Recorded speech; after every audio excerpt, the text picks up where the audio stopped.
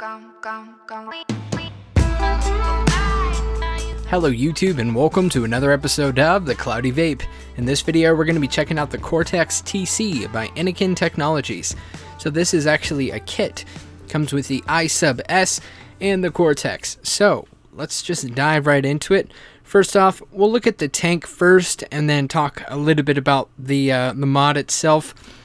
So the iSub S is sold separately. And as far as packaging, this is basically what you're going to get. You're going to get a little sleeve that goes over this box. Talk a little bit about a few things on the back. Basically just say what it comes with. The operating wattage is going to be 60 to 80 watts, adjustable in 0.5 watt increments. Temperature precision down to +5 Celsius. High efficiency IKARNO S1 temperature control microchip. That is the board that's on here. It's a direct current, steady power output, balance coil heat up, ultra low external heat generation, dry hit detection and prevention, ultra low standby power consumption, and it does charge at 2 amps fast charge.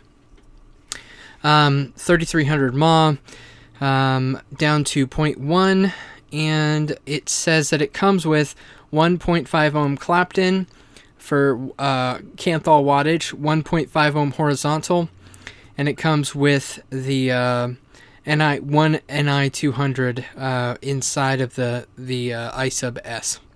So that's just a little bit. You also have a Delrin drip tip, micro USB charging cable, and the whole 9 yards. So that's just a little bit about it real quickly.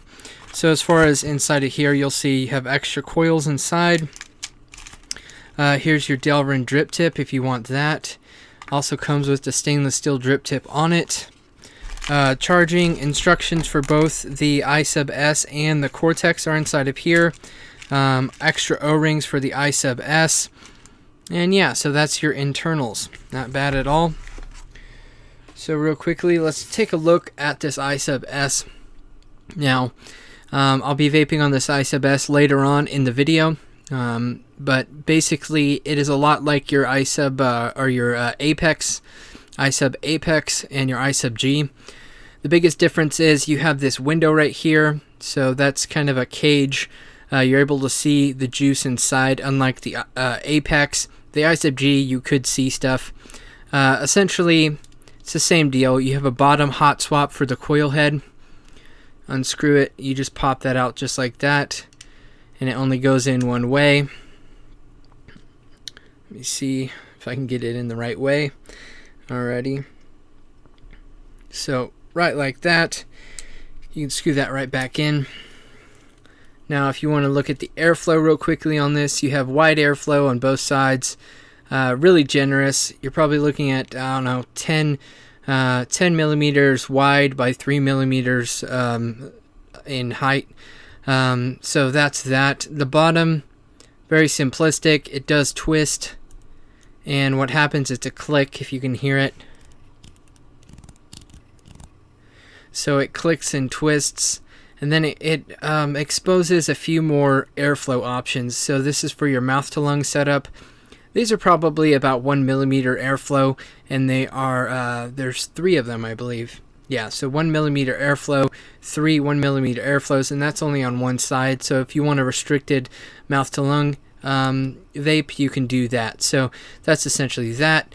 Now look at the drip tip. You can use your, your custom drip tips if you want, 510 or 9 millimeter.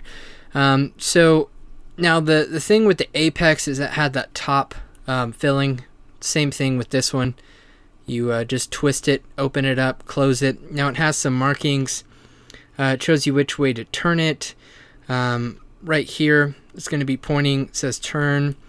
And then it shows once it's closed, it shows vaping, it shows the little dripper on it and stuff like that. So that's if you want to do that. Now, all you have to do for this to take it apart, unlike the Apex, this one does come apart, so that's very nice. I won't take it apart completely. I'll put notes below about taking it apart, but basically you're able to take it into sections just like that. Once that's off, it's just a few pieces. You have to take this little press fitted O-ring, metal O-ring type thing right there. I know there's a term for this little ring inside of here, but essentially you would just pop that off, and then the whole chamber would come off. The glass comes off just like that after that's off. So there is ways to pull it apart completely if that's something that you want to do. And then it just lines up and puts right back together. And it does work pretty well. So very easy to take apart. So they definitely fixed the issue that I personally had with the Apex, that you couldn't take it apart. So that is cool. So yep, there it is. I'm gonna put it back together. So that's essentially the iSub S. I believe it is what, 3 mil, 4 mil juice capacity. I can't remember. I'll put a note in it, but essentially that is the iSub S, and it does work very well. This is my favorite Innokin tank so far as their sub-ohm game. Now let's look at the CORTEX. So it's kind of black on black. You can't really see much because of the black on black, but yeah, I mean, it's just very sleek in the hand. Looks nice. Just gonna twist it around a little bit. Have some markings there. You have a USB charger on the bottom. Essentially your screen is going to be on the bottom also. Now 3 clicks will turn it on. It'll say Innokin. Here's your readout. Essentially you have a puff counter. You have wattage. Let me throw this on here. Just to show the readout. Alrighty. So now what you do is 3 clicks. 1, 2, 3. That will lock it. 1, 2, 3 will unlock it. Now once you're in this mode, here is your wattage up, wattage down. Now you see right there, positive, negative, wattage up, wattage down. Now once you put the coil on, put both of the coils down at the same time. Hold it for a second. And then now it's going to flash, and it'll basically ask you, let me go back to it. Hold both at the same time. It'll start flashing. It'll say NI. It'll say NI, TI, and W. The W means wattage. The NI is for NI. The TI is for titanium. And that is how you select the coils. Now, it does recommend that you have a cold coil. So just let it, don't try to set this after you've vaped on it for a while on a different mod or anything like that. Let the coil completely cool off, and then whatever the coil is at the time, then you just pick it here. So if it's just wattage, you can just go ahead and hit that W. If it's NI200, go for the NI200. If it's TI, go for the titanium. So this is an NI200. Going to go to the NI200, hit power. So right now it is set to 400 degrees Fahrenheit. I'm going to go down a little bit. Now, I'm going to purposely dry burn it right now, just to show you the feature. So right now there is an NI200 wire in it. If you see, it is rated at, what does that say? 1.5 or 0.15, and it's set to 300 degrees Fahrenheit. So what I'm going to do is I'm going to fire it. It's going to say no liquid because there's no liquid in it. Now you do slightly hear something going on in the coil. I don't believe it's completely heating up or anything, but you kind of hear just a tick, tick, tick, kind of like a little tick. You don't have like a heartbeat going on while it's burning or anything like that while it's running, for good. But that's just essentially wanted to show you that the no liquid indicator definitely works. And even when I'm vaping on a tank and I run out of juice, it'll indicate that. So that's pretty cool. Even if it's not wicking very well, it'll do the same thing. So that's nice. It kind of gives you an indicator on whether you need a thinner viscosity or not, or if your tank's out or whatever. So that's just kind of showing you in the NI200. Now it does support Celsius. Up to 270 degrees Celsius and all the way up to 510 degrees Fahrenheit. Alright, now in order to switch it to Celsius instead of Fahrenheit, you just press your negative button and your your power button at the same time, so this one and this one at the same time. It'll switch to Celsius if you see right there. Then you do it again and it'll switch back to Fahrenheit.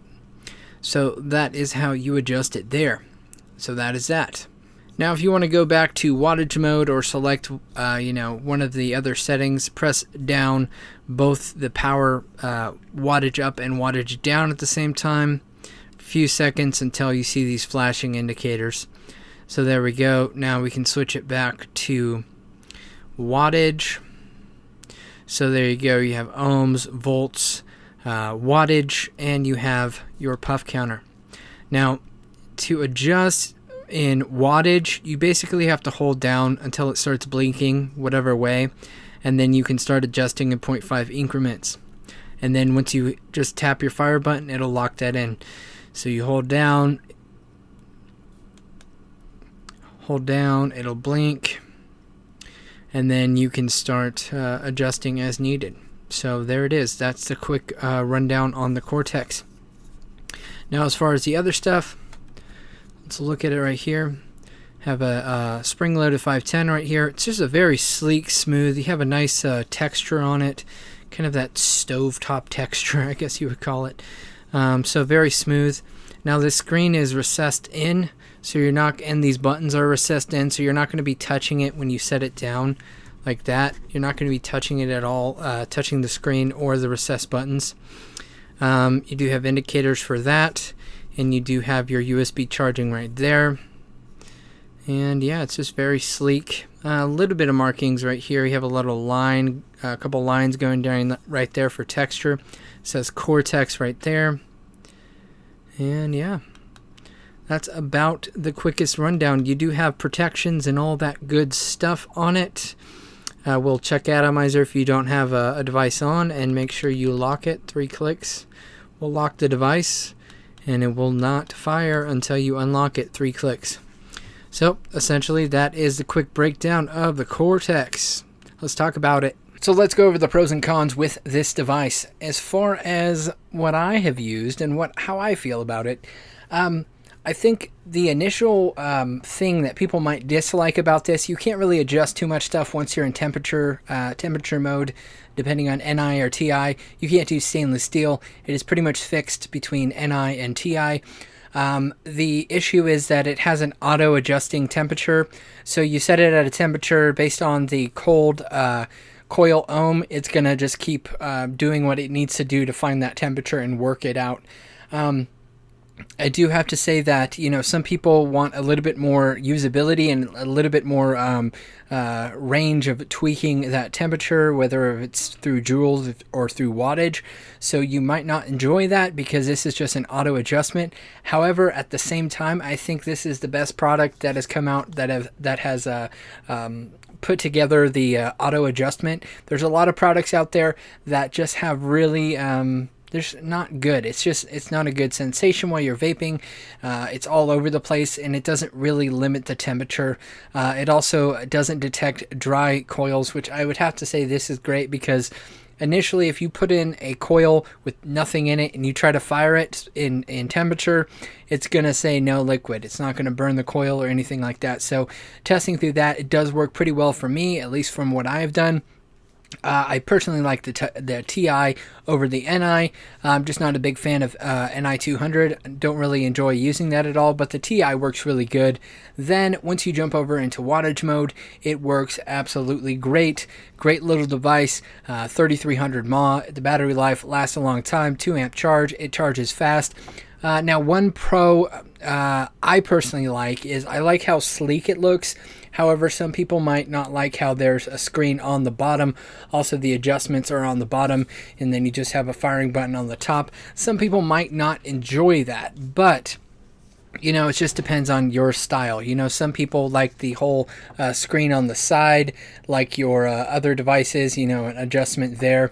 However, it's all about style, how you like your device, what you want to look at, and how you want it to look. I think personally it looks really sleek, and I have no issue with putting the screen on the bottom.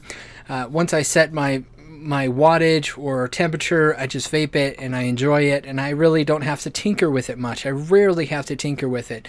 The only time I need to tinker with it is if I'm switching out coils, say from a temperature head to a regular wattage head. So that's the only time I would say that, you know, maybe the bottom screen would be a little not conducive, I don't know, and not very user friendly, because, you know, you're kind of tilting it sideways. As far as the tank, I think the tank is great.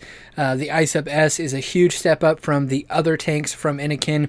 I like the hot swap filling on the top, very smooth. I like how the window is a lot larger than the Apex.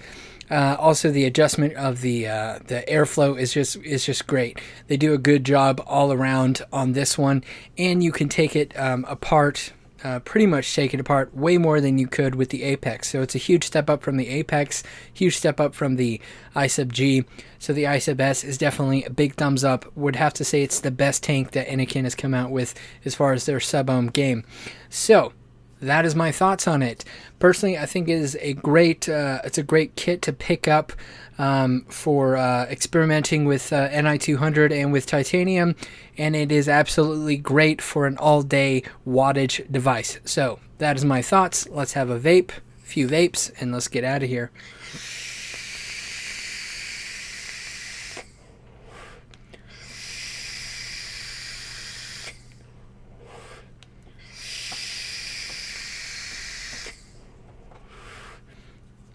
That is at 45 watts, or 50 watts, with the 0.5 ohm wattage. So there you go. There's my thoughts. There's some vape.